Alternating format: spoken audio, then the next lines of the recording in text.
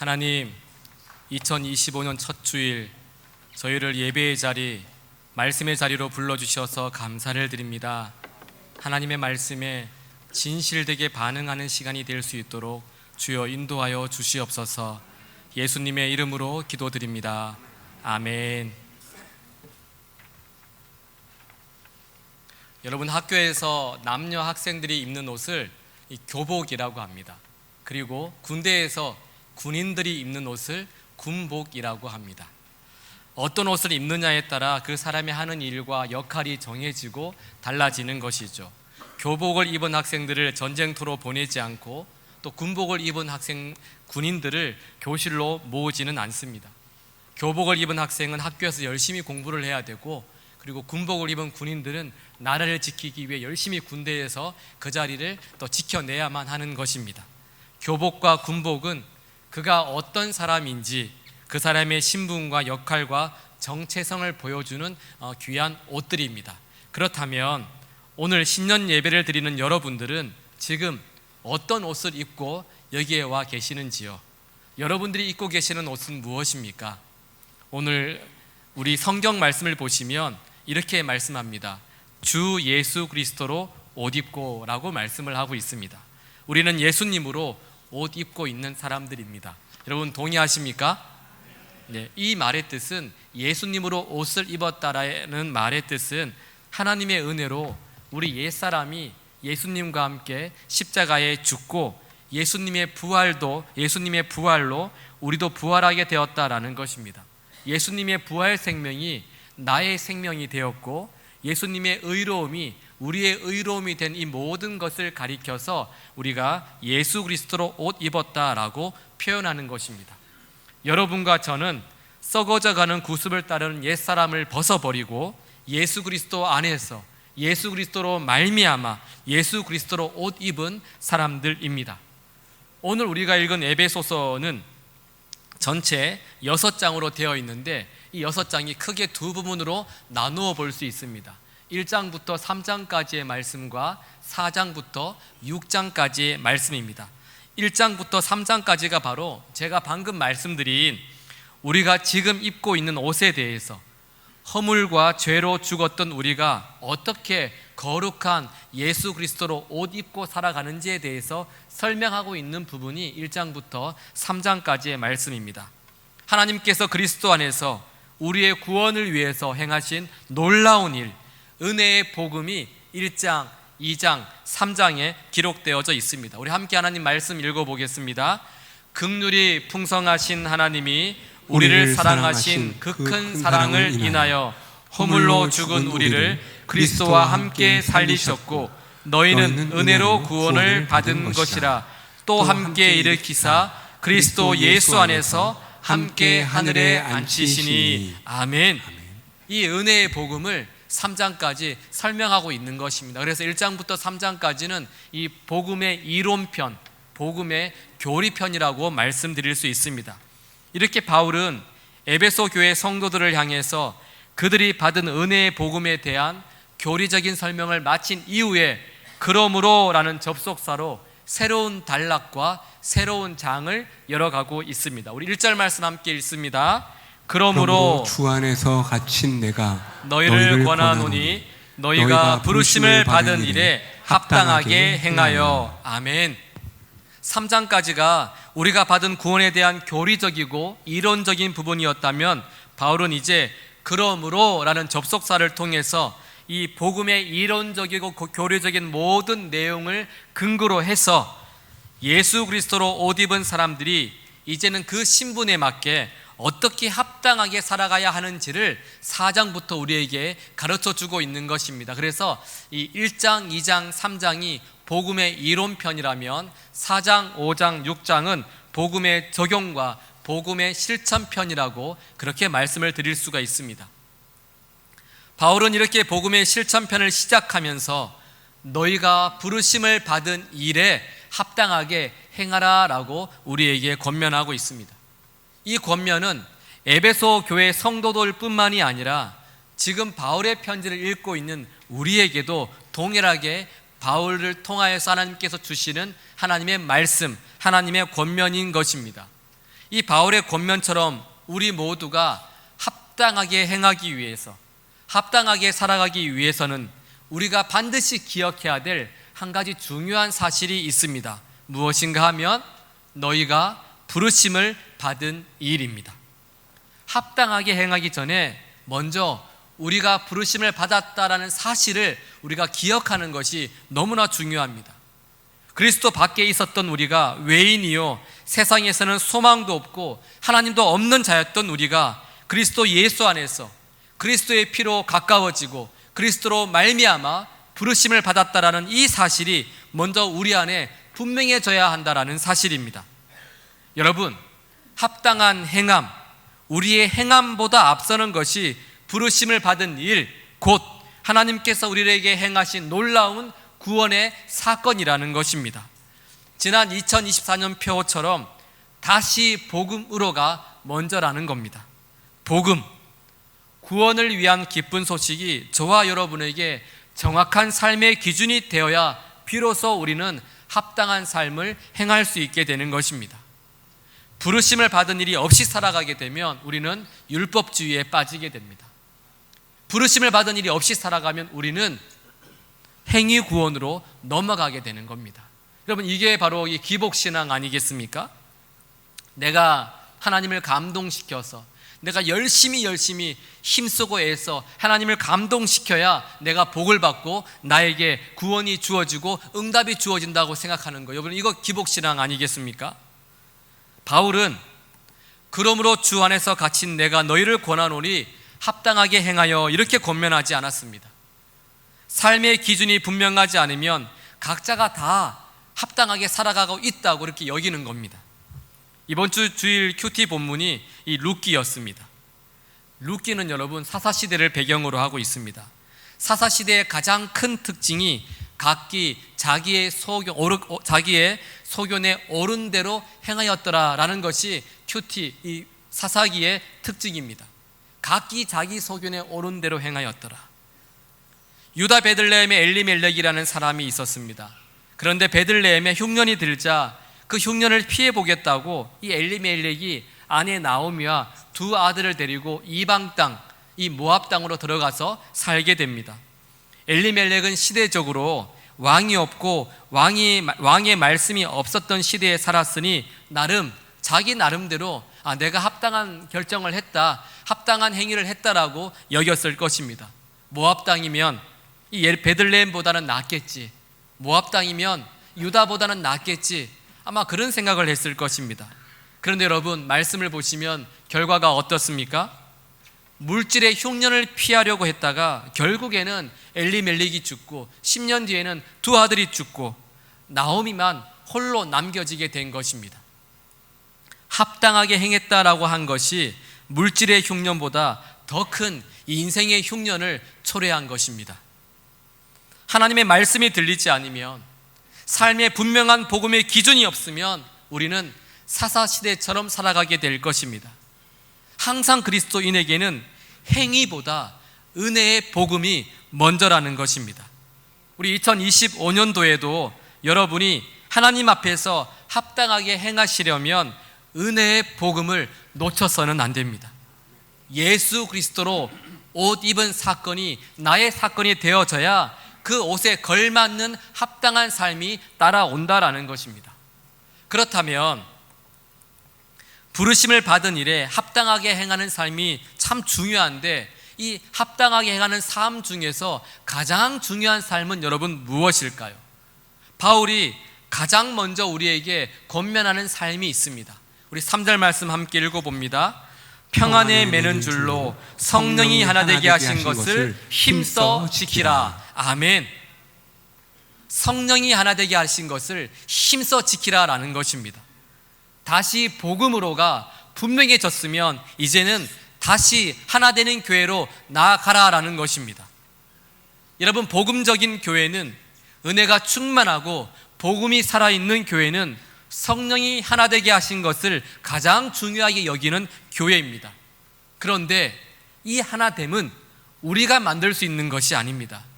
여러분 한번 보십시오. 어떤 분들은 찬송가를 좋아하고, 어떤 분들은 복음송을 좋아하시고, 어떤 분들은 말씀이 최고라 그러시고, 또 어떤 분들은 기도가 최고라 그러시고, 이런 분들 중에서 이 가운데 어떻게 우리가 애써고 힘써도 하나가 될 수 있겠습니까?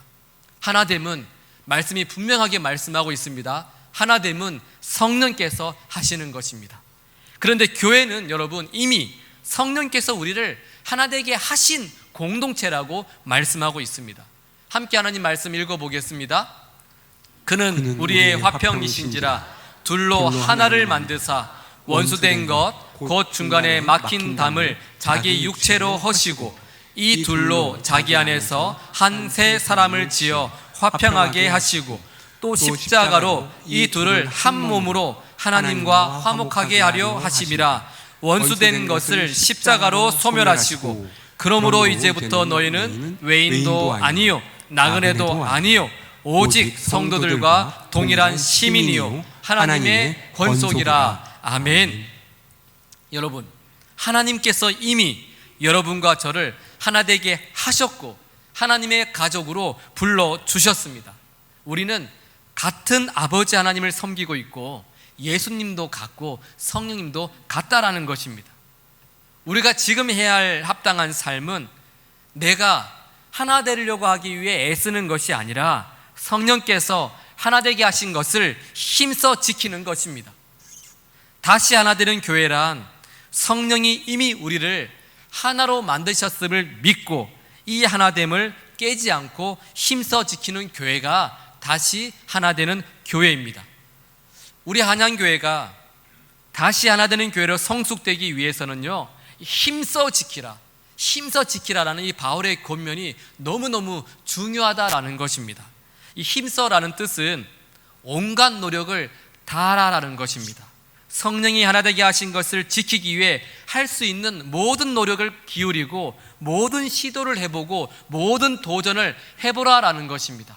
그리고 지키라라는 이 뜻은요, 이미 소유하고 있는 것을 잃어버리지 않도록, 파괴하지 않도록 그렇게 지켜나가라는 것입니다. 뭔가를 새로 만들려고 하지 말고 이미 성령께서 하나 되게 하셨으니 이 하나됨을 모든 노력을 기울여서 잃지 말고 보존하라라는 뜻이 지키라라는 의미에 포함되어져 있습니다. 우리가 이렇게 성령이 하나 되게 하신 것을 힘써 지키기 위해서는요, 여러분과 제가 반드시 갖추어야 할 덕목이 있습니다. 우리 2절 말씀 함께 읽습니다. 모든 겸손과 온유로 하고 오래 참음으로 사랑 가운데서 서로 용납하고. 아멘. 하나됨을 힘써 지키기 위해 우리는 먼저 겸손해야 됩니다. 여러분, 겸손이라는 것은 자기를 낮추고 다른 사람의 가치와 진가를 인정하는 것, 그것이 겸손입니다. 나보다 남을 낮게 여기는 것. 신앙적으로는 내가 하나님 앞에서 피조물이라는 사실을 인정하고 하나님이 없이는 내가 살아갈 수 없음을 고백하는 것, 그것이 여러분 겸손이라는 것입니다. 우리 예수님께서 겸손이 무엇인지 친히 우리에게 보여주셨습니다. 주님은 왕으로서, 주님은 주인으로서 제자들의 발을 씻겨 주셨습니다. 여러분, 제자들의 발을 씻겨 주기 위해서는 제자들의 발 아래까지 내려가야 하는 것이죠.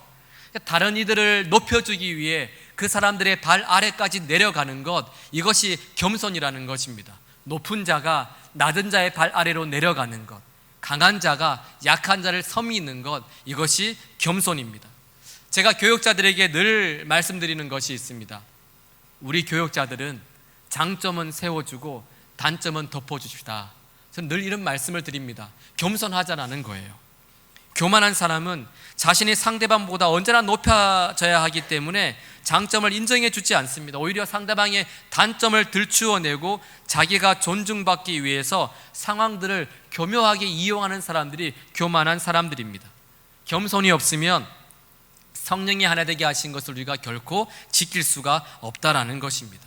그래서 저는 올해 우리 한양교회에 제가 지금 하는 이 말이 유행어가 되었으면 좋겠습니다.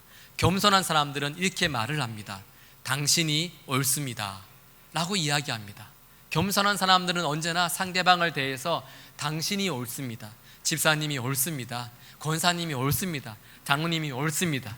올 한 해 우리의 교회의 유행어가 당신이 옳습니다가 될 수 있기를 주님의 이름으로 축복합니다. 우리 옆 사람에게 한번 말해볼까요? 당신이 옳습니다. 집사님이 옳습니다. 오르십니다. 예. 네. 두 번째로 우리가 힘써 지키기 위해 필요한 덕목은 온유입니다. 온유. 여러분, 온유라고 해서 연약하고 무기력하고 줏대없고 고분고분한 것을 말하는 것이 아닙니다. 이 온유라는 것은 야생마가 잘 길들여진 상태를 온유라고 합니다. 여러분, 야생마는 거칠고 사람이 탈 수가 없어요. 어디로 튈지 모르는 것이 야생마입니다. 그런데 이 야생마를 잡아서 조련사가 거듭된 훈련을 통해 잘 길들이게 되면 이 야생마는요, 야생마의 야생성은 그대로 있지만 그 야생성을 더 이상은 자기를 위해 사용하지 않고 자기를 조련한 조련사를 위해 사용하게 되는 것입니다. 힘없고 무기력한 상태가 아니라, 이것이 온유가 아니라 자신의 강인함을 주인을 위해 사용할 수 있는 능력, 힘을 조절할 수 있는 그 능력이 바로 온유다라는 것입니다. 여러분, 온유함이 없이 자신이 힘이 세고 능력이 있다고 해서 교회에서 모든 사람들이 야생마처럼 날뛴다면요, 말씀 안에서 전혀 통제되지 않는다면 그 누구도 야생마 같은 사람들 곁에 가고 싶어 하지 않을 것입니다.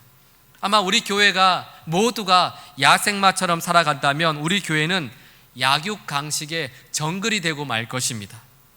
강함을 절제함으로 나타내는 부드러움, 나의 강함을 절제함으로 드러내는 부드러움이 바로 온유다라는 것입니다. 세 번째 우리에게 필요한 덕목은요, 오래 참음입니다. 인내하자는 것입니다. 여러분, 잘 어울리지 못하고 고립되어 있는 분들 보시면 대부분 인내가 없습니다. 이런 분들은 원망과 분노, 자기 감정을 마음에 담아두지 못하고 어떻게 합니까? 즉각 밖으로 쏟아버리는 것입니다. 상대가 무시를 당하든 질밥히든 상관하지 않습니다. 내 속이 후련하게 되는 게 더 중요하다는 거죠. 그래서 이분들은요, 말씀들을, 생각들을 담아두지 못하고 그냥 마구마구 쏘아붙이죠. 이런 분들은 인내가 없는 분입니다. 자기 욕심을 끝까지 사수하는 분들이 있어요. 이런 분들을 향하여서 오래 참는다라고 말씀하지 않습니다. 오래 참는 것은 알면서도 져주는 것이고, 오래 참는 것은 알면서도 참아주는 것, 그것이 바로 오래 참음입니다. 마지막으로 우리에게 필요한 덕목이 하나 더 있는데요, 그것은 바로 용납입니다. 용납. 여러분 잘 아시죠? 나와 다른 사람들을 그대로 받아주고 인정해 주는 것, 이것이 필요하다라는 겁니다. 근데 성경을 보시면 그냥 용납하라고 말씀하지 않고 서로 용납하라고 말씀을 합니다. 용납은 나만 하는 것이 아니라 서로가 서로를 향하여서 받아주고 그대로 그 사람들을 인정할 때 용납이라는 덕목이 우리 안에 갖추어지는 것입니다. 사랑하는 성도 여러분, 우리 한양교회가 2025년 성령이 하나 되게 하신 것을 힘써 지키며 다시 하나 되는 교회로 성숙되기 위해서는 반드시 우리 안에 겸손과 온유와 오래 참음과 용납이 구비되어 있어야만 합니다. 그런데 문제가 있어요. 문제는 이 덕목을 갖추기가 너무너무 힘이 들다라는 것입니다. 여러분 생각해 보세요. 내 힘으로 이 모든 것을 갖출 수 있었다라면 여러분, 우리가 벌써 교만하지 않고 누군가를 높이며 살아갔지 않았겠습니까? 내가 갖출 수 있었다면 우리는 분노하지 않고 화내지 않고 늘 하나님 앞에서 힘써 지키는 삶을 충분히 살아갈 수 있었을 것입니다. 내 힘으로는 이 하나의 덕목도 갖추기가 어렵습니다. 이 난제를 어떻게 극복하면 좋을까요, 여러분? 어떻게 해야 우리가 이 겸손과 온유와 오래 참음과 용납을 잘 구비하여서 하나님 앞에서 성령이 하나 되게 하신 것을 힘써 지키며 나아갈 수 있는 것일까요?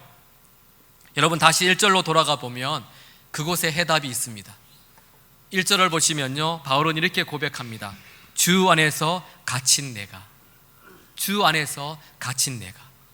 여기에 해답이 있습니다. 여러분, 우리가 덕목을 갖추어서 하나님을 힘써 지키려면요, 주님 안에 갇혀있는 길밖에는 없습니다. 저와 여러분이 예수님께 매여 있는 것 외에는 다른 방법이 없다라는 겁니다. 그래서 주님께 매여 있어야 됩니다. 주님 안에 있어야 됩니다. 우리 사실 겸손, 온유, 오래 참음, 용납은 모두 예수님의 성품입니다. 주님 우리에게 말씀하시잖아요. 나는 마음이 온유하고 겸손하다라고 말씀을 하십니다. 또 이 대부분의 우리가 갖춰야 될 성품들은요, 성령의 열매에 포함되어져 있는 덕목들입니다. 여러분, 열매가 맺히려면 반드시 나무에 붙어 있어야 합니다. 주님은 우리에게 말씀하시잖아요. 나는 포도나무요 너희는 가지다라고 말씀하시면서 너희가 나에게 붙어 있지 않으면 열매를 맺을 수 없다라고 그렇게 말씀을 하십니다. 결국 성령이 하나 되게 하신 것을 힘써 지킬 수 있는 덕목이란 예수님께 갇혀 있고 예수님께 붙어 있어야 하지만 내 안에 갖추어진 덕목이라는 것입니다. 과거의 습성대로 살지 않고 예수님 안에 갇혀서 예수님을 닮아갈 때 십자가 복음 앞에 매일매일 서 있을 때 저와 여러분은 주님의 성품이 여러분의 성품이 되어서 성령이 하나 되게 하신 공동체를 분열시키지 않고 힘써 지키며 살아갈 수 있게 되는 것입니다. 사랑하는 여러분, 우리가 부르심을 받은 일이 있어야 합당한 삶을 시작할 수가 있는 것이고 예수님 안에 갇혀 있어야 이 합당한 일을 힘써 지키며 완수할 수 있게 되는 것입니다. 하나님은 2025년을 시작하는 여러분과 제가 성령이 하나 되게 하신 것을 힘써 지키기를 원하고 계십니다. 2025년 올 한 해 주님 안에 철저히 갇혀서 우리 한양교회가 다시 하나 되는 교회로 성장하고 성숙할 수 있게 되기를 주님의 이름으로 축복합니다. 아멘.